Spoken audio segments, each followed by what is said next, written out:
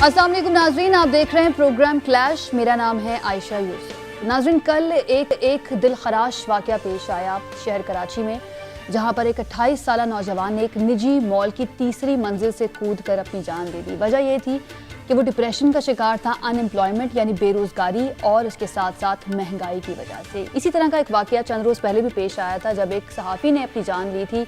5 बच्चों का वो बाप था, लेकिन बेरोज़गारी और महंगाई की वजह से तंग आके उसने भी अपनी जान ले ली। लेकिन ये मसला जो है, हुकूमत समेत जितनी भी सियासी जमातें जो हैं, उनकी प्रायोरिटी पर हमें नहीं लगता। उनके लिए शायद ये इतना बड़ा मसला नहीं है। जो आजकल का सबसे बड़ा मसला है वो ऑडियो वीडियो लीक्स और ईवीएम। इलेक्शन जो हैं वो ईवीएम पर ही होने चाहिए।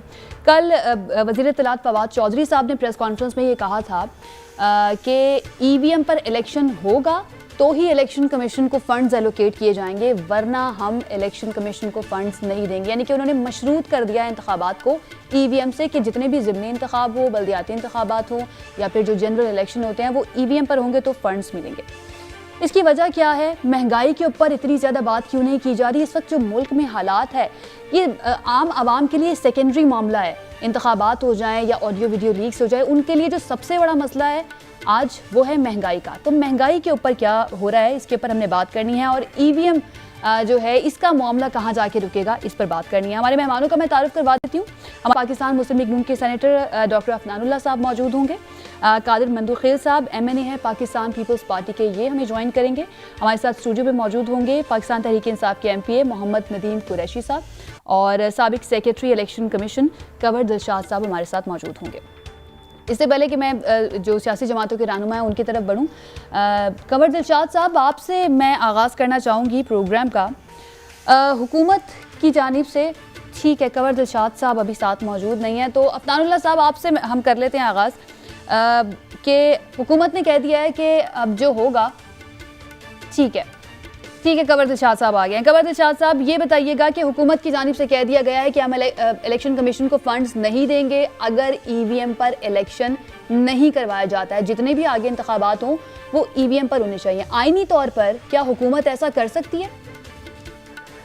देखिए जी, पहली बात यह है कि प्राइम मिनिस्टर पाकिस्तान को सही हकायक नहीं बताए जा रहे हैं।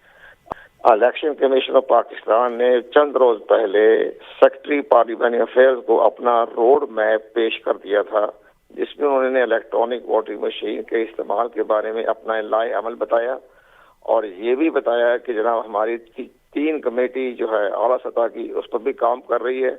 वो 4 हफ्ते में जो है वो सारी रिपोर्ट पेश कर देगी। लेकिन मीनवाइल हमारे ये 8 नुकाती प्रोग्राम है, इस पर आप अमल दरामद करने के लिए हकामात जारी करें। पहली बात, बड़ी हैरानगी की बात है, ये चंद रोज पहले चीफ इलेक्शन कमीशन की तरफ से खत गया प्राइम मिनिस्टर पाकिस्तान को। अब नंबर 2, आज चीफ इलेक्शन कमीशन ने चेयरमैन प्लानिंग कमीशन से मुलाकात की और उन्होंने इलेक्ट्रॉनिक वोटिंग मशीन के बारे में जो डिफिकल्टीज पेश आ रही है इलेक्शन कमीशन को, उसके बारे में उनसे मशावरत की। इसका मतलब तो ये हुआ ना कि इलेक्शन कमीशन पाकिस्तान तो इलेक्ट्रॉनिक वोटिंग मशीन पर अमल दरामद करने के लिए अपनी मुतर्रक हो चुका है, काम कर रहा है। डिप्टी चेयरमैन प्लानिंग से मुलाकात बड़ी इंपॉर्टेंट है। उनको बताया गया कि हमें लॉजिस्टिक सपोर्ट दी जाए, हमें स्टोरेज की जगह दी जाए और चंद जो मसाइल थे इलेक्शन कमीशन पाकिस्तान को, वो उनसे बाकायदा डिस्कशन हुई आज 11 बजे डिप्टी चेयरमैन प्लानिंग कमीशन। अब मैं हैरान हूँ कि वजीर आजम साहब जो हैं वो बाकायदा मिनिस्टर हैं पार्लिमानी अफेयर्स के, एडवाइजर की कोई हैसियत नहीं होती। वो एक तरफ साइड में बैठे मशावरत करते रहे, फाइल नोट करने की उनके पास इख्तियारात नहीं है। वो उस पर सेक्रेटरी पार्लियामेंट्री अफेयर्स को खत गया, वो डायरेक्ट प्राइम मिनिस्टर को गया, खत पेश नहीं हुआ। अच्छा, अब ये जो हमारे मिनिस्टर साहब फरमा रहे हैं कि जी हम एड बंद कर देंगे, सपोर्ट बंद कर देंगे, इलेक्शन कमीशन ऑफ पाकिस्तान, अगर ये बात हमारी इतला के मुताबिक ये बात प्राइम मिनिस्टर साहब ने नहीं कही। काबीना के बाद दोस्तों से मेरी बात हुई है, उन्होंने कहा जी वहाँ तो जिक्र ही नहीं आया कि हम फंड बंद कर देंगे। किसी फंड कैसे बंद कर देंगे? ये तो आईनी इदारा है, कॉन्स्टिट्यूशनल इदारा है, फंड हम कैसे रोक सकते हैं? ये तो बड़ी हैरानगी की बात है कि फवाद चौधरी साहब ये फरमा रहे हैं। अच्छा, और अगर ये हम एक तरफ साइड पर रखें, अब इलेक्शन कमीशन पाकिस्तान ने तो बाकायदा इस बारे में उनके पास इख्तियारात हैं, उनके पास तो आइन ने मुकम्मल इख्तियारात दिए हैं। तो हमारे लॉ मिनिस्टर साहब भी बैठे हुए हैं, बाबर रवान साहब बड़े पाकिस्तान के सफ़े अव्वल के आइनी माहिरीन हैं, एडवाइजर भी हैं, और इसके बाद फरोग नसीम साहब बैठे हुए हैं। तो उनको ये नहीं पता कि आइन का आर्टिकल 220 क्या कहता है। आर्टिकल 220 के तहत वो इलेक्शन कमीशन जो है जो ही शेड्यूल जारी करेगा इलेक्शन के हवाले से, तो वो उनको तमाम वफाकी इदारे, सूबाई इदारे और सर्विस ऑफ पाकिस्तान, जिसमें जुडिशरी भी आती है और जिनमें chief of the army staff भी यानी आर्मी भी आती है, वो सारे जो हैं वो इलेक्शन कमीशन पाकिस्तान के मामलत करने के लिए पाबंद हैं। अब अगर ये एक और बड़ी अहम बात है, फौज चौधरी साहब को ये मालूम नहीं कि जिस वक्त ये सारे मामलात आएंगे उस वक्त इनकी गवर्नमेंट ही नहीं होगी, वो तो केयर टेकर गवर्नमेंट आ जाएगी अगस्त में, तो वो सारा काम वो करेगी। केयर टेकर गवर्नमेंट ने काम करना है, ये गवर्नमेंट कहाँ जाएगी, तो पता नहीं कहाँ बैठी होगी। तो ये हैरानगी की बात है कितने बड़े पार्लियामेंटेरियन फवाद चौधरी साहब ने किसके कहने पर इतनी बड़ी अहम बात कर दी। इलेक्शन कमीशन पाकिस्तान तो तावन कर रहा है। सही, रिप्रेजेंटेटिव बैठे हुए हमारे पास पीटीआई के, उन्हीं से जान लेते हैं। जी नदीम कुरैशी साहब, इतनी बड़ी बात कैसे कह दी फवाद चौधरी साहब ने? अब बिस्मिल्लाह रहमान रहीम, देखिए फवाद चौधरी साहब ने एक सवाल के जवाब में ये बात की। बुनियादी तौर पे हमने देखना ही है कि उनका माफ़ी ज़मीर क्या है। देखिए जब पार्लिमान किसी भी चीज़ को कानून का हिस्सा बना देती है, जाहिर है हर शख्स जानता है इस बात को कि पार्लिमान ने आइन साजी करनी है, कानून बनाना है और हर ने फिर उस कानून की इम्प्लीमेंटेशन में अपना रोल प्ले करना है। चूँकि मुख्तलिफ जगहों पर आज कंवर दिलशाद साहब ने जो बात की, मैं इनकी इस बात को इंडोर्स करता हूँ। वाकई इलेक्शन कमीशन की तरफ से ऐसी कोई बाकायदा हर्डल नहीं है। शुरू में कुछ क्वेश्चंस थे, बाद में अपोजिशन ने उसको टेकअप किया और एक प्रोपेगेशन शुरू कर दी कि जी इलेक्शन कमीशन जो है ना जी वो इस पर मोतरज़ है। तो उन्होंने इस सिलसिले में एक सवाल के जवाब में ये बात कही होगी। बहरहाल अल्टीमेटली तमाम इदारों को पार्लियामान के बनाए हुए कवानीन को इम्प्लीमेंट करवाना होता है।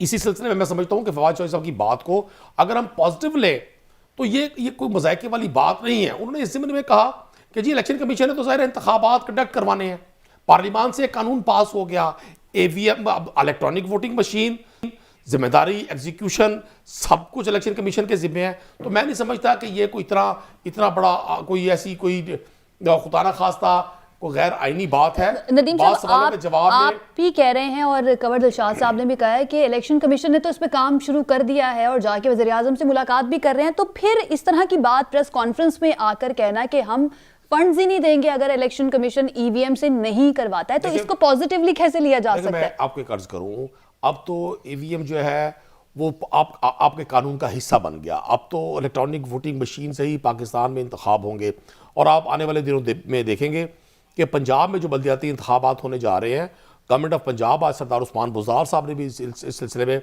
अपने फैसले का इजहार किया। हम पंजाब में EVM पर अब इंतखाबात करवाने जा रहे हैं। मैं फिर अर्ज़ कर दूँ, फिर दोहरा दूँ, गुजारिश कर दूँ कि बाद सवालों के जवाब में कोई ऐसी बात की जाती है। इलेक्शन कमीशन का हमें एहतराम है, हमने पाकिस्तान के हर इदारे को जो आइन उसकी जिम्मेदारी का तयन करता है, हमें उस तयन का एहतराम करना है और हर इदारे ने उस तयन में रहते हुए अपने अपने हिस्से का काम करना है। ये चूंकि अपोजिशन के पास बहुत सारे नेशनल इश्यूज पर कोई करने की बात नहीं है, वो नॉन इश्यूज को इश्यूज बनाकर अपने टॉपिक का टारगेट करते हैं और फिर उस पर बाकायदगी इसके उनकी first layer, top layer, second layer, bottom layer तक फिर वो प्रोपेगेशन को जारी और सारी करते हैं। वो चाहते हैं कि किसी भी तरह इस मुल्क में अमन ना हो, यहाँ ठीक है नदीम साहब, आपका पॉइंट आ गया। अफनानुल्लाह साहब, आप तो कह रहे थे कि हम जो आम इंतखाबात होंगे वो अगर EVM से होते हैं तो हम नहीं मानेंगे, और अभी से ही बिलावल भुट्टो साहब जो है उन्होंने कह दिया था कि हम आज से ही नहीं मानते अगर इंतखाबात EVM से होने हैं। तो अब तो ये पंजाब में बल्दियाती इंतखाबात भी EVM पर करवाने जा रहे हैं, अब क्या करेंगे आप लोग? जी बिस्मिल्लाह रहमान रहीम। देखें, पहली बात तो ये है कि पंजाब में इलेक्शन EVM पे होंगे या नहीं होंगे, ये वज़ीर आला पंजाब का काम ही नहीं है। यही तो इस मुल्क की बदकिस्मती है कि ये बिल्कुल आपने ठीक कहा इंट्रोडक्शन के अंदर के लोग भूखे मर रहे हैं, लोगों के मसाइल जो हैं, लोगों वहाँ नौकरियाँ नहीं हैं, पूरे मुल्क की इकॉनमी तबाह बर्बादी का शिकार है। और उस्मान बुज़दार साहब फरमा रहे हैं कि EVM से हम बल्दियाती इंतखाबात कराएंगे। ना उस्मान बुज़दार साहब को ये भी नहीं मालूम कि EVM स्टैंड फॉर क्या होता है। तो वो अब इस तरह के क्या कहते हैं लोगों को बदकिस्मती हमारी ला के ऊपर बिठा दी है। 3 महीने बाद अगर इलेक्शन है तो कहाँ से प्रोक्योरमेंट करेंगे लाखों मशीनों की, और कहाँ पे उनको स्टोर करेंगे, कैसे सारे के लोगों की ट्रेनिंग कराएंगे? पूरी दुनिया में क्या कहते हैं उसका चिप का क्या कहते हैं वो आया हुआ है, ये ऑटो मेकर्स का आया हुआ है, ये जो कंप्यूटर चिप होती है वो मिल ही नहीं रही। और ये कह रहे हैं हम 3 महीने के अंदर जो है वो ईवीएम से इलेक्शन करा देंगे। अब ये गैर संजीदा बातें हैं। अब आप मुझे बताइए, एक गैर संजीदा, दूसरी गैर संजीदा बात ये है कि आज शिबली फराज साहब ने ये कह दिया कि ये जो फवाद चौधरी साहब ने कल बात की थी ये तो प्राइम मिनिस्टर ने की नहीं, ये तो प्राइम मिनिस्टर साहब जो है वो गए थे नमाज पढ़ने के लिए, तो पीछे हमारी आपस में कुछ बात हुई थी तो फवाद चौधरी साहब ने बाहर निकल के क्या कहते हैं वो उसका ऐलान कर दिया। अच्छा, अब आप मुझे बताएं, मैं शिबली फराज साहब की बात मानूं, मैं फवाद चौधरी साहब की बात मानूं, मैं ये उस्मान बुज़दार साहब की क्या कहते हैं, मतलब कि ये अजीब तमाशा एक लगा हुआ है। Election commission Pakistan full and final authority है इलेक्शन कराने के लिए, ना उस्मान बुज़दार है, ना फवाद चौधरी है, ना कोई और है, लेकिन आप इनके इनके इनके आप फुर्तियां देखें रोजाना, ये आगे धमकियां देते हैं, जब बात बैकफायर करती है तो पैर पकड़ लेते हैं। अब कह रहे हैं कि हमने कहा ही नहीं था, वजीर आजम साहब मुकर गए हैं, कुछ वजीर कह रहे हैं ये बात हो ही नहीं थी, और फवाद चौधरी साहब कोई और कहानी सुना रहे हैं। तो अब मुझे बताएं ना, हम इनकी बातों को किस लिए सीरियस लें। और मुझे एक और बात बताएं, 130 अरब रुपए लगेंगे मिनिमम इनकी प्रोक्योरमेंट में, 3 लाख मशीनों की, उनकी स्टोरेज होगी, फिर लोगों की ट्रेनिंग होगी, ये सारा कुछ जो है ये मुझे बताएं, ये जो आटा नहीं है, चीनी नहीं है, दालें नहीं है, पेट्रोल नहीं है, नौकरियां नहीं है।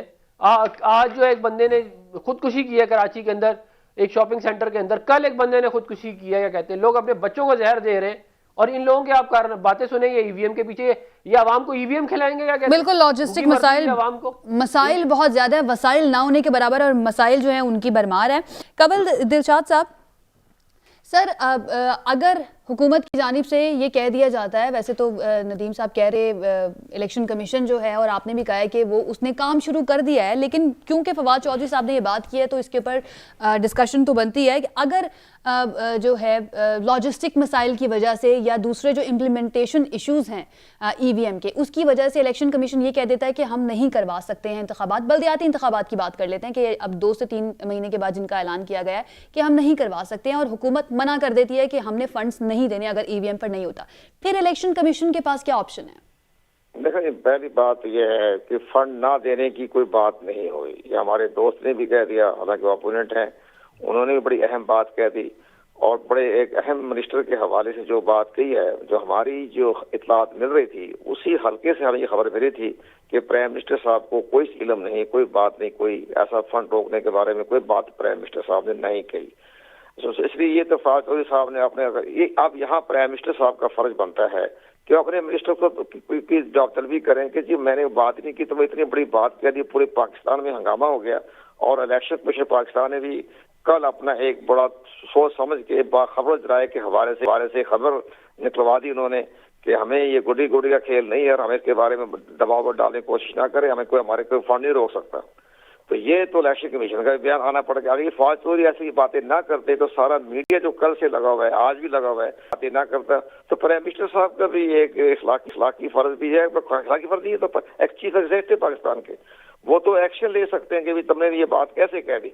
अगर वो अपने जो है जरताज गुल और अमीन असलम के बारे में डांटेपड़ कर सकते हैं, सरगोश कर सकते हैं, तो यहाँ भी होनी चाहिए। तो भी आप आपने से बाहर क्यों हो रहे हैं? अब यहाँ तक कि मिनिस्टर, काफी मिनिस्टरों ने फवाद चौधरी साहब की गुफ्तगू को नापसंदीदा करार दिया है, और हमारी खबर इतला के मुताबिक एक इंतहाई अहम मिनिस्टर ने प्राइम मिनिस्टर के नोटिस में भी लाए हैं कि जनाब इनकी वजह से इलेक्शन कमीशन ने सख्त बयान देना पड़ा, और पूरे पाकिस्तान के अंदर एक हलचल मचा दी इस मिनिस्टर साहब की वजह से, फवाद चौधरी की के बाद। तो प्राइम मिनिस्टर भी खैर खामोश हो गए होंगे, उनका तबसरा हमें नहीं पता उन्होंने क्या रिमार्क दिए, लेकिन उस फेडरल मिनिस्टर ने आज प्राइम मिनिस्टर साहब से बात की है। तो अब ये अब बाकी रह गया कि देखो प्राइम मिनिस्टर साहब ने एक 5 रुकनी कमेटी बनाई है फेडरल मिनिस्टरों की, उसमें आजम स्वाति को तो बहरहाल खुद ही विड्रा कर लिया। आजम स्वाति सर जी मेरा नाम तो ना निकाल दे इसमें से, क्योंकि मेरा तो केस चल रहा है इलेक्शन कमीशन पाकिस्तान में, तो वो तो निकल गए।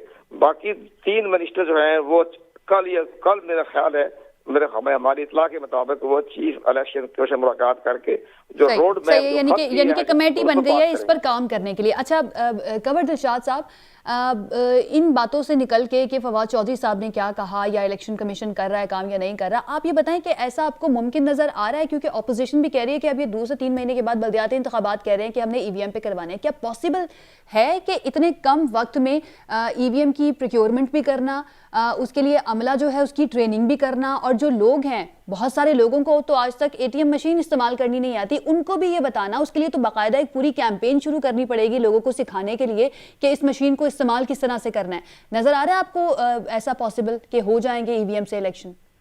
जैसे आपने फरमाया इसी तरह का खत इलेक्शन कमीशन ऑफ पाकिस्तान ने भिजवाया प्राइम मिनिस्टर को, जो आप फरमा रही हैं। सही। इसी तरह से बात बाकी रह गया कि लोकल गवर्नमेंट का इलेक्शन, तो जब ये सूरत हाल सामने आएगी तो इलेक्शन कमीशन पाकिस्तान अपनी आईनी इख्तियारात को अपनी कार लाएगा। जो हमारे दोस्त भी सुन रहे हैं, वो आईनी इख्तियारात इलेक्शन कमीशन को दिए गए आर्टिकल 222 के तहत कि अगर कोई, पहली बात तो ये, उसके बाद सुप्रीम कोर्ट ऑफ पाकिस्तान की रूलिंग है, जजमेंट है कि इलेक्शन कमीशन पाकिस्तान की अथॉरिटी को कोई इदारा पाकिस्तान का चैलेंज नहीं कर सकता। नंबर 2, आर्टिकल 222 ये कहता है कि ऐसा एक्ट जो पार्लियामेंट और सूबाई असेंबली बनाए जो इलेक्शन कमीशन पाकिस्तान के इख्तियारात कम करने की कोशिश करे या वो आर्टिकल 218, 219, 226 से मुताबिकत ना रखता हो या उसकी जरूरियात को पूरी ना करता हो, तो इलेक्शन कमीशन उस पर अमल दरामद कराने का पाबंद नहीं है। जब ये देखेगा इलेक्शन कमीशन जो हालात हो रहे हैं, तो वो उसी आर्टिकल 222 का सहारा लेकर वो हुकूमत पाकिस्तान को, वजारत पार्लिमानी अफेयर्स को खत लिख देगा कि जनाब आर्टिकल 222 का इस्तेमाल हम कर रहे हैं, उसके तहत ये इंतखाबात लोकल गवर्नमेंट के इलेक्ट्रॉनिक वोटिंग मशीन पर नहीं हो सकते, हम इसको डायरेक्ट इलेक्शन करवाना चाहते हैं, वो करवा देंगे। आर्टिकल 222 में मुकम्मल इख्तियार दे दिए, मुकम्मल इख्तियार दे दिए। ठीक है अफनानुल्लाह साहब, आप इसका जवाब दे दीजिए।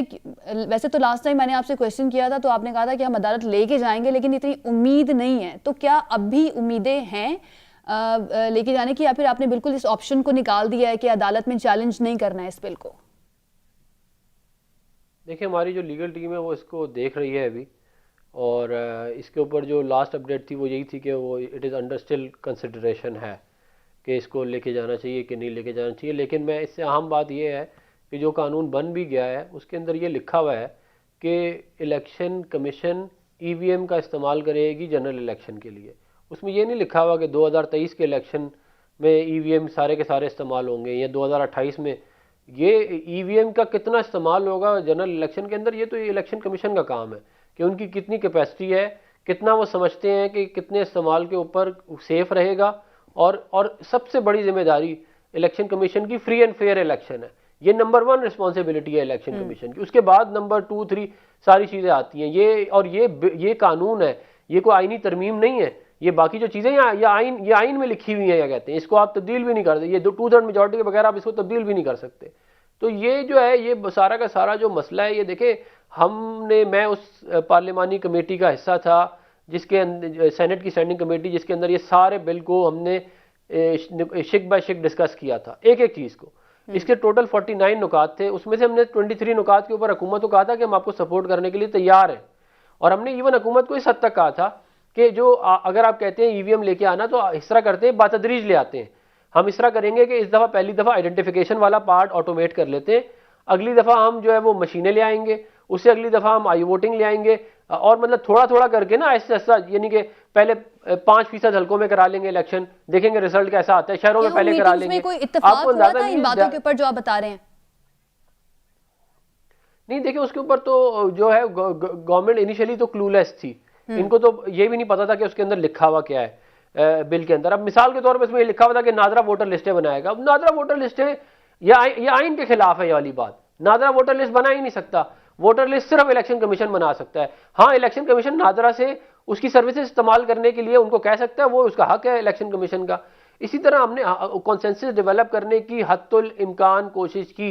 उसको हेड कर रहे थे ताज हैदर साहब, जो सेनेटर है पीपल पार्टी के, और हमने हद्दुल इम्कान कोशिश की कि उसको हम जो है वो हम कॉन्सेंसस डेवलप करें, क्योंकि ये मामला ऐसा है नहीं जिसके अंदर, अगर देखें ये ऐसा मामला है कि इसके अंदर अगर कॉन्सेंसस नहीं होगा ना तो बहुत मसले और अभी से खराब होने शुरू हो जाएंगे। बिल्कुल यही हमारा सवाल शुरू से है कि कंसेंसस को क्यों डेवलप नहीं किया गया, क्यों तमाम जमातों को साथ बिठा के उनके साथ इत्तेफाक राय से ये बिल क्यों नहीं पेश किया गया, इसके ऊपर हम बात करेंगे। लेकिन कादिर मंतुखिल साहब ने हमें ज्वाइन करे। कादिर साहब, आवाज आ रही है आपको मेरी? अब आ रही है। ठीक है। अच्छा कादिर साहब, मैं ये जानना चाह रही हूँ कि इलेक्शन कमीशन ऑफ पाकिस्तान तो अब उसने काम शुरू कर दिया है। अब देखना यह है कि लॉजिस्टिक मसाइल की वजह से ईवीएम पर इलेक्शन होता है या नहीं होता। इस सिलसिले में ख़त भी लिख दिया है वज़ीर आज़म इमरान खान को इलेक्शन कमीशन ऑफ पाकिस्तान ने। लेकिन सर 37 एतराज़ात इलेक्शन कमीशन ने जो इब्तदाई तौर पर लगाए थे, उसके बावजूद हुकूमत ने ये बिल मंजूर कर लिया। हम क्या समझे कि क्या ये अपोजिशन की नाकामी है कि वो पार्लियामेंट के अंदर सही तौर पर मुकदमा नहीं लड़ सके, अपने भी एतराज़ात का और इलेक्शन कमीशन के एतराज़ात का भी? देखिए, पहली बुनियादी बात तो ये है कि ये एक हफ्ता पहले 24 तारीख को हमारी कानून इंसाफ कमेटी का इजलास था, जिसमें इलेक्शन कमीशन का सेक्रेटरी भी उस इजलास में आया था, कमेटी ने बुलाया था। तो उस वक्त मैंने ये सवाल किया था उनसे कि जनाब ये बताए कि आपके 37 एतराज़ात दूर हो गए? तो कह रहे हैं कि नहीं। मैंने कहा ये बताओ 8 लाख लोगों को जो आपने ट्रेन करना था, आपने कोई प्लान बनाया? बोले नहीं। मैंने कहा ये बताओ फंड आपको मिल गया? बोले नहीं। मैंने कहा ये बताओ आपने जो मशीनों का तरतीब है वो सब बना ली है? बोले नहीं। तो मैंने कहा ये तो कानून बन गया, अब आप क्या करेंगे? आपको तो करना पड़ेगा। तो जवाब दिए, ये बात मैं आपको ऑन एयर कह रहा हूँ और पूरे मीडिया बैठी हुई थी, रियाज फजाना साहब की सरबराही में जो हमारी कानून इंसाफ कमेटी के इजलास चला था। तो इलेक्शन कमीशन के सेक्रेटरी ने ये बोला कि मुल्क में दहशतगर्दी का कानून बना हुआ है। मैंने कहा जी। तो कह रहे कि दहशतगर्दी हो रही है? मैंने कहा हाँ, वो भी कभी कभार हो जाती है। तो फिर उसके आगे कुछ नहीं, उसके बोला आएंगे तो हम देखेंगे। दूसरी बात ये कि मैं कंवर दिलशाद साहब को सुन रहा था, बिल्कुल आर्टिकल 222 और आर्टिकल 220 वेरी क्लियर है उस हवाले से। ये फवाद चौधरी साहब ने जो यू टर्न मारा है और ब्लंडर उन्हें ये किया है, जो डॉक्टर अफनान साहब हवाला दे रहा था अभी 8 बजे वाले शो में किसी टीवी चैनल पे, इनके मिनिस्टर साहब ने ये एक्सेप्ट कर लिए कि ये प्राइम मिनिस्टर के सामने बात ही नहीं हुई है। यानी पाकिस्तान की तारीख में एक ऐसा भी काबीना का इजलास हुआ है जिसमें प्राइम मिनिस्टर नहीं था और फैसले हुए हैं, या प्राइम मिनिस्टर के होते हुए फैसले वापस लिए गए, क्योंकि इस पर दफा शायद यू टर्न की बारी फवाद चौधरी को दे दी है कि भाई तू यू टर्न मारो, मैंने तो बहुत यू टर्न मारी है। सवाल ये है कि ये सारी चीजें अपोजिशन के जो एतराजात है वो अपनी जगह पे, इलेक्शन कमीशन के एतराजात अपनी जगह पे। आप मुझे बता दो कि ऐसे इलेक्शन का फायदा क्या? और पाकिस्तान के 74-75 साल तारीख में ये पहला इलेक्शन होगा जो 1.5 साल पहले ही मुतनाज़ा हो गया। बिल्कुल, मकसद ये था कि इलेक्शन फ्री एंड फेयर होना चाहिए। 2017 की इंतखाबी इस्लाहात भी इसलिए लाई गई थी कि धांधली से बचा जा सके। इलेक्शन का जो प्रोसेस है वो इस तरह का ट्रांसपेरेंसी उसके अंदर नजर आए, लेकिन वो नाकाम हुआ। लेकिन इस इंतखाबी इस्लाहात के बिल मंजूर होने के बाद, इसके कानून बनने के बाद अभी से ये मुतनाज़ हो गया। और बिलावल भुट्टो साहब ने तो पार्लियामेंट में खड़े होकर ये कहा था कि अगर अभी जो है ये मंजूर हो जाता है तो हम अभी से कहते हैं कि अगला इलेक्शन हम नहीं मानते हैं। इस पर मजीद बात करेंगे, एक ब्रेक लेनी है हमें, ब्रेक से वापस आते हैं। Stay with us. जी नाज़रीन, ब्रेक के बाद खुशामदीद। नदीम साहब, इंतखाबी इस्लाहात का मकसद ये था, चाहे वो 2017 की हो या फिर जो अभी पेश की गई थी, कि इस बात को यकीनी बनाया जा सके कि election free and fair and transparent होना चाहिए। लेकिन अभी से मुतनाज़ हो गया है। ब्रेक पर जाने से पहले मैं बिलावल साहब की भी बात करी थी कि उन्होंने तो पार्लियामेंट में खड़े होकर कह दिया कि हम अभी से अगले इलेक्शन को नहीं मानते हैं। तो सर वो मकसद तो फौत हो गया जिस मकसद के लिए इंतखाबी इस्लाहात की जा रही थी। कतई मकसद फौत नहीं हुआ। हाँ, हमारी अपोजिशन की जमातों की वो ख्वाहिश वो पाए तकमील तक नहीं पहुँच सकी कि किसी भी अच्छे काम को जो उनका अपोनेंट करे उसको इंडोर्स ना करके वो कोई बहुत बड़ा क्रेडिट लेना चाहेंगे, उनकी ये ख्वाहिश पूरी नहीं होगी। देखिए, मैं आपको थोड़ा सा बैकग्राउंड बताऊं। आप 2008 से 2013 तक के ज़माने में जब पीपल्स पार्टी की गवर्नमेंट थी, किसी भी इलेक्शन कमीशन के, अभी कंवर दिलशाद साहब हमारे साथ थे, किसी भी सीनियर ऑफिसर को बुला के थोड़ा सा आप क्वेश्चन करेंगे, वो आपको बताएंगे ये बहुत सारी चीज़ें पीपल्स पार्टी के दौर में आगे बढ़ी। और खुर्शीद शाह साहब एज ए मिनिस्टर इसको खुद देखते थे, ईवीएम पे काम उन्होंने खासा किया। और फिर इसको देखिए, कोई भी एक जो आइडिया होता है उसको बहुत सारा अरसा उस पर काम होता है, तो तब जाकर वो फाइनल शक्ल में लोगों के सामने आता है। मेरे लिए हैरानी की बात यह है कि चूंकि हमारे यहाँ एक पॉलिटिकल कल्चर ये है कि हमने अपोनेंट की किसी अच्छी बात को इंडोर्स तो करना ही नहीं है। हैरानी की बात यह है कि निजी महफिलों में इसी सिस्टम पर इजहार एतमाद करने वाले लोग जब चैनल्स पर बैठते हैं तो उसमें नकाइस निकालते हैं। अभी सेनेटर फनानुल्लाह साहब, डॉक्टर साहब जो हैं, बहुत मतलब ये मैं इनसे तवक्को रखता था इन्होंने खुद आपके सामने बता दिया कि जी सेनेट की स्टैंडिंग कमेटीज पर इस पर बहस हुई और 23.5 नकात पर इत्तेफाक राय भी हो गया। मतलब बहुत सारी चीजें जो ये चाहते थे कि ये इंप्लीमेंट हो इस कानून के जरिए, वो तो उसमें आ गई। और जहां तक ये बात करते हैं कि जी इलेक्शन कमीशन ने 37 एतराज़ात किए, देखें किसी चीज पर एतराज करने में और कोई पॉइंट रेज करने में बड़ा फर्क है।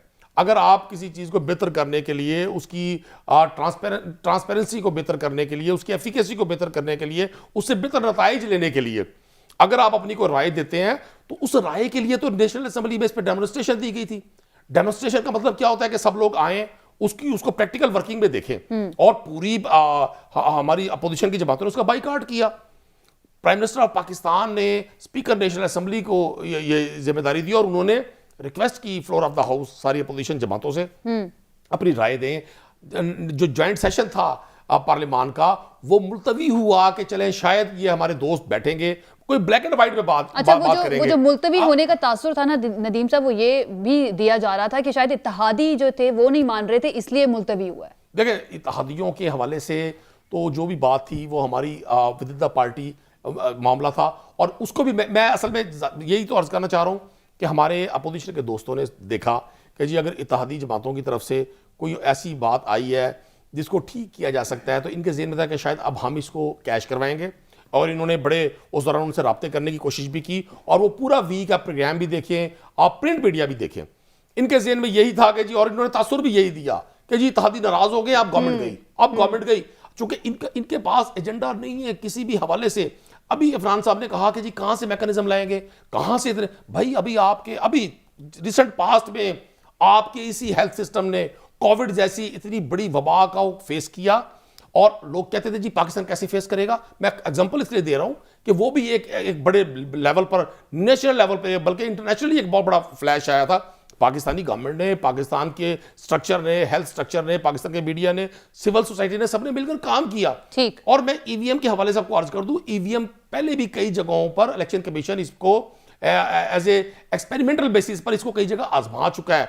और पंजाब के बलदियाती इंतखाब के हवाले से सेनेटर साहब ने कहा वो पंजाब गवर्नमेंट ने नहीं करवाने, गवर्नमेंट इलेक्शन कमीशन नहीं करवाने। हमें आपसे ज्यादा आइडिया है इलेक्शन कमीशन के की डोमेन का, उनकी पावर का, उनकी कॉन्स्टिट्यूशनल जो अथॉरिटी है उसका, क्योंकि हमने तो पाकिस्तान की, मैं यमुना मिसाल देता हूं और ये मिसाल भी ग्राउंड पर है, पहली गवर्नमेंट है कि जो गवर्नमेंट में होते हुए हुकूमती जमात को कुछ बाई इलेक्शन में शिकस्त। वैसे नदीम साहब, आप ही के अटॉर्नी जनरल साहब जो हैं उनका ये कहना है कि इलेक्शन कमीशन का मुतमईन होना जरूरी है। लेकिन मैं आगे बढ़ूंगी, कादिर मंतुखिल साहब से मैंने सवाल करना है। कादिर साहब, आप लोग ऑपोजिशन जो है वो ये कह रही है कि हुकूमत ने बुलडोज किया और कानून मंजूर करवा लिया पार्लियामेंट के अंदर। यही इल्ज़ाम जो है MQM आपके ऊपर लगा रही है कि सिंध हुकूमत ने बुलडोज करके बल्दियाती कानून जो है वो मंजूर करवा लिया। तो ये डबल स्टैंडर्ड्स हैं सर आपके, वहां पर क्यों नहीं कंसेंसस कायम किया गया जो अपोजिशन जमाते हैं उनके साथ? जी, मैं पहले अपनी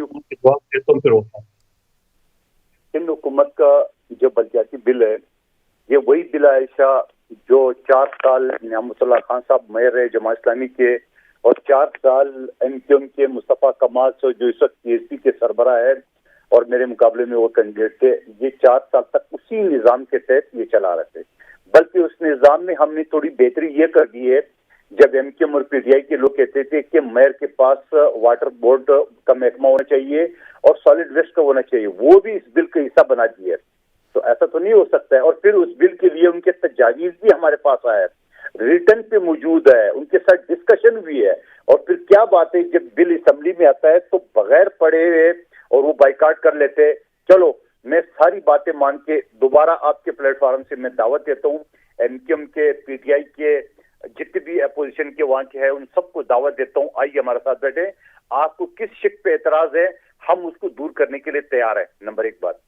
दूसरी बात, जो वफाक के हवाले से आपने सवाल किया, मैं नदीम कुरैशी साहब की खिदमत में अर्ज करूं, जब ज्वाइंट सेशन बुलाया गया और ज्वाइंट सेशन के बाद जब वज़ीर-ए-आज़म साहब ने अपने इत्तेहादियों का इजलास बुलाया, आपकी मीडिया रिपोर्ट्स ये बता रहे थे कि इत्तेहादियों में MQM और GDA और काफ लीग ने एतराज किए कि हम इस EVM सिस्टम का आपका वो नहीं करेंगे, हिमायत नहीं करेंगे। तो वज़ीर-ए-आज़म साहब ने इजलास मुलतवी करे। चलो, मैं कहता हूँ ये मेरी बात गलत समझ लो, वज़ीर-ए-आज़म साहब ने सिर्फ इस वजह से मुलतवी कर दिया है कि अपोजिशन के साथ बात किया जाए, स्पीकर को इख्तियार दिया है। मैं ये बात मान लेता हूँ, पॉजिटिव सोचता हूँ। आपको याद है स्पीकर साहब ने अपोजिशन को लेटर लिखा, अपोजिशन ने उसके जवाब में उसको लेटर लिखा कि ठीक है हम बैठने को तैयार है, आप सब कमेटियां बना ले।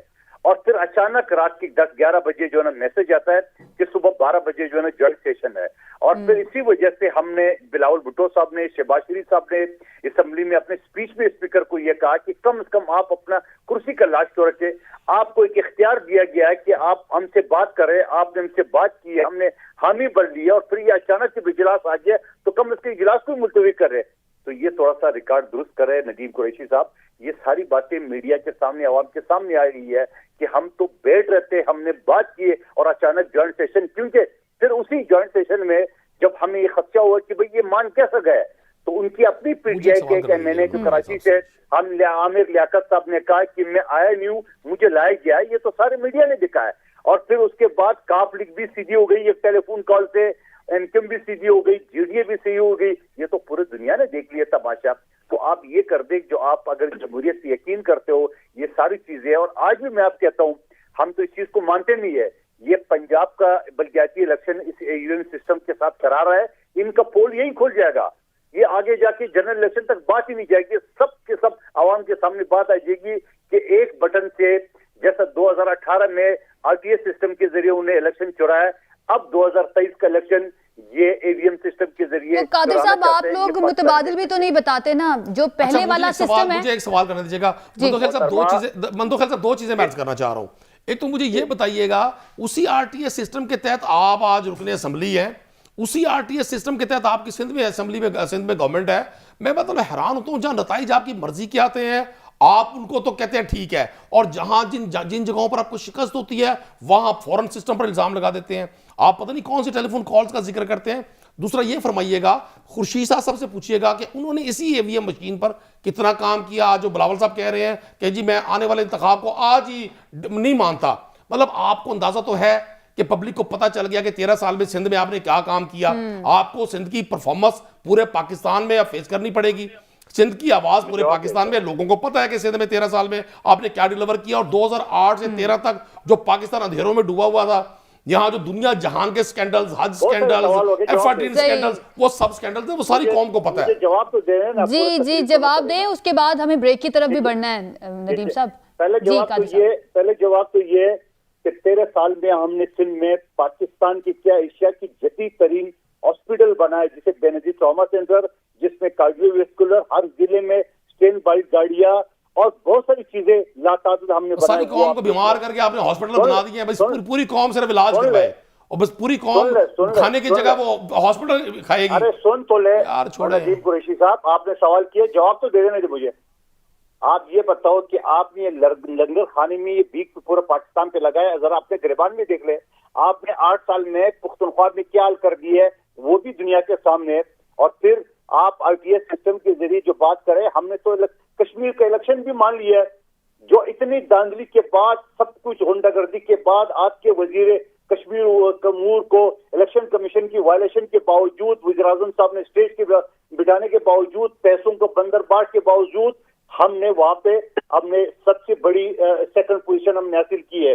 तो और मेरा इलेक्शन 6 महीने पहले हुआ, 6 महीने पहले ये फैसल वाडा साहब ने खाली किया, पहले नंबर पे था, आज आपकी पार्टी वो उसी सीट पे 6ठे नंबर पे आ गई है। मतलब उसी सिस्टम के तहत इलेक्शन हुआ ना। मेरा सवाल सर ये है, एक्सीलेंसी मेरा सवाल ये है, उसी इंतखाबी निजाम के तहत आप जीत कर आए हैं ना, असेंबली का हिस्सा बने ना, जिस जगह जीत जाते हैं, जिस पर सवाल उठाया जाता है उसी सिस्टम के थ्रू अभी तक इलेक्शन होते आए हैं, लेकिन नया जो अब सिस्टम आ रहा है उसके ऊपर भी तनाज़ात है। कादिर मंदोखेल साहब, ब्रेक के बाद सुनूंगी क्योंकि ब्रेक हमें लेनी है, और ब्रेक के बाद हम अफनानुल्लाह साहब जो हैं उनसे ये सवाल करेंगे कि क्या इंतखाबी इस्लाहात पर अपोजिशन जो एतराज़ कर रही है वो सिर्फ अपोजिशन के लिए कर रही है, यानी कि अपोजिशन बराए अपोजिशन है, या फिर इसके पीछे कोई ठोस वजूहात भी हैं उनकी। एक ब्रेक के बाद उनसे जानेंगे। Stay with us.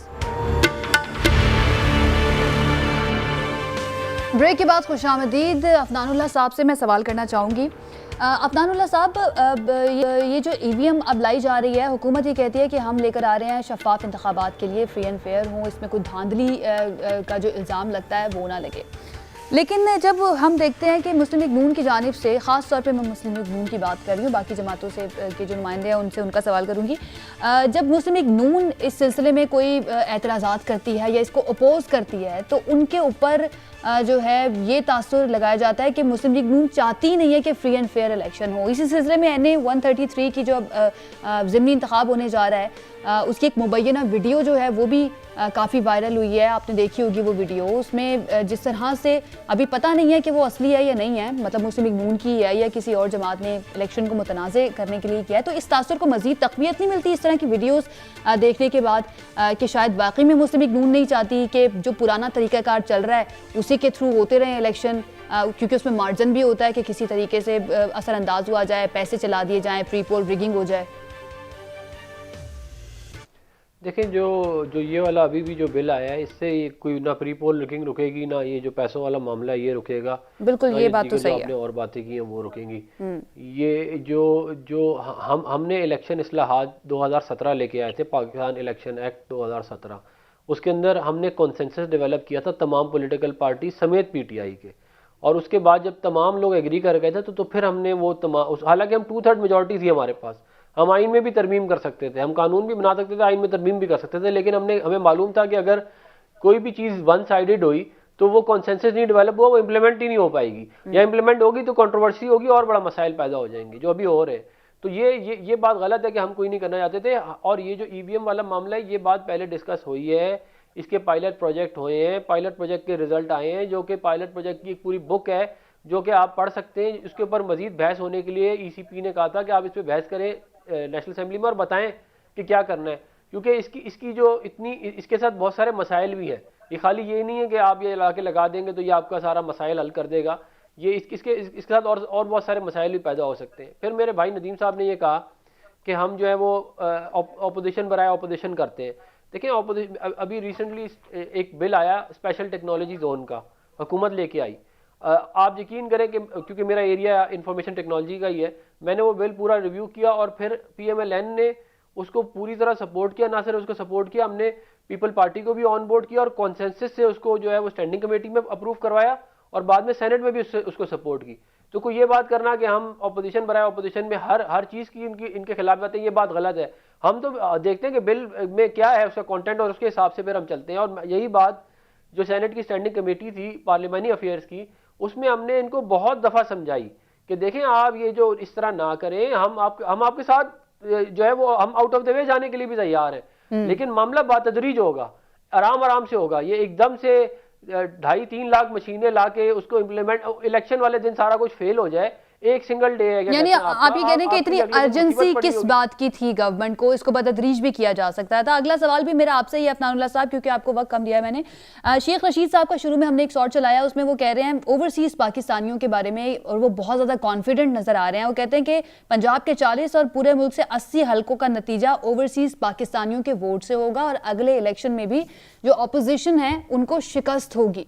तो क्या सर जो ओवरसीज पाकिस्तानी हैं उनके सारे वोट PTI के ही हैं कि इतनी कॉन्फिडेंट है PTI, और शेख साहब जिस तरह से बात कर रहे हैं कि सारे वोट उनको ही मिलेंगे, क्या मुस्लिम लीग नून या पीपल्स पार्टी या दीगर जमातें उनका कोई सपोर्टर्स ओवरसीज नहीं है? देखिए, हमारी बहुत बड़ी सपोर्ट है ओवरसीज पाकिस्तानियों के अंदर, और ये जो है ये मेरा नहीं ख्याल ये शेख रशीद साहब की खुशफहमी है कि जो है वो इतने ज़्यादा हल्कों के ऊपर और ये सारा मामला हो जाएगा। ये अगेन एक क्या कहते हैं, इन्होंने वो जो आई वोटिंग के ऊपर मिनिस्ट्री ऑफ IT की रिपोर्ट है, इलेक्शन कमीशन ने कहा मिनिस्ट्री ऑफ IT को कि आप ये जो आई वोटिंग का सिस्टम है इसको रिव्यू करके बताएं कि ये सिक्योर है कि नहीं और इसके अंदर कोई इशूज तो है कि नहीं। उस पर इस हुकूमत के मिनिस्ट्री, ये पिछली हुकूमत की बात नहीं कर रहा, इस हुकूमत ने एक third party company Minsait Spanish firm को हायर किया।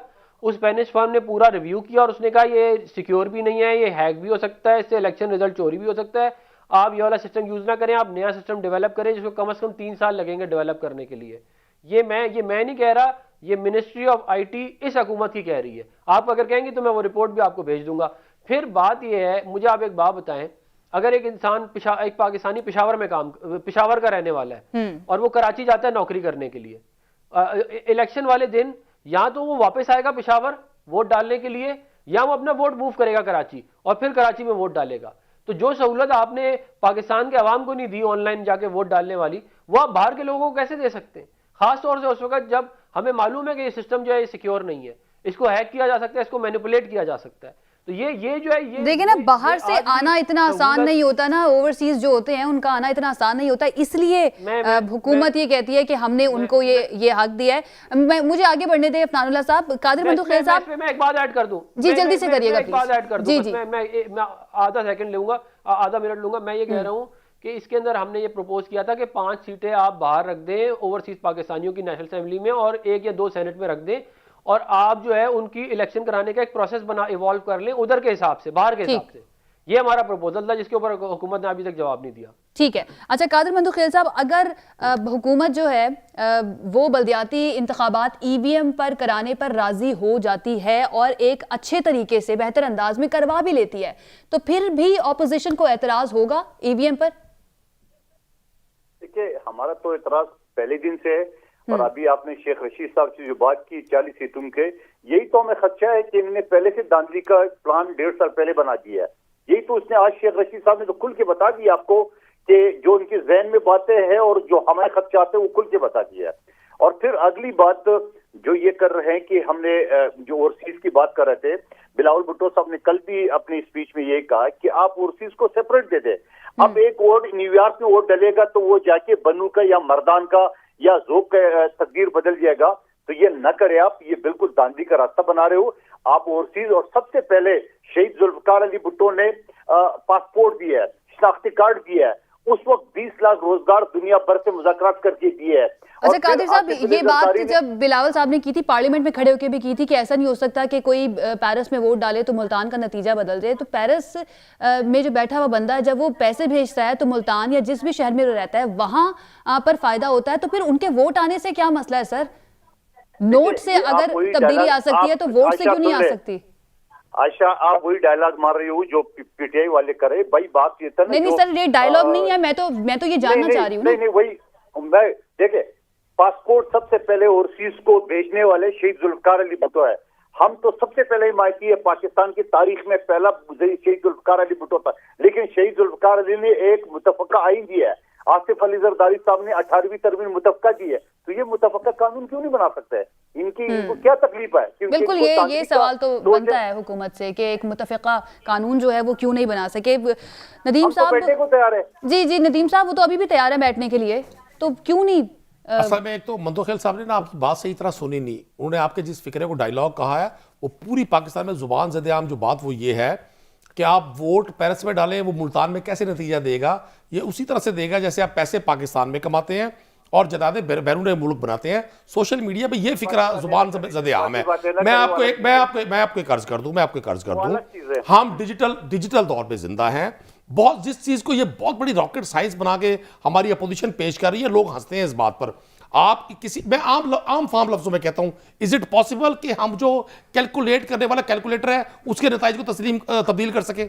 अगर कैलकुलेटर पे आप 4000 में 4000 ऐड करेंगे तो उसका नतीजा 8000 आएगा। किसी शख्स के लिए मुमकिन है ये? मतलब बड़ी हैरानकुन बात है कि आप जिस दौर में अपना आईडी कार्ड न ले सके बायोमेट्रिक के बगैर, आप बर्तानिया में कैसे कराएंगे? देखिए उसी तरह से करवाएंगे जिस जदीद दौर में मुझे और आपको मुझे देखिए, ठीक है, वक्त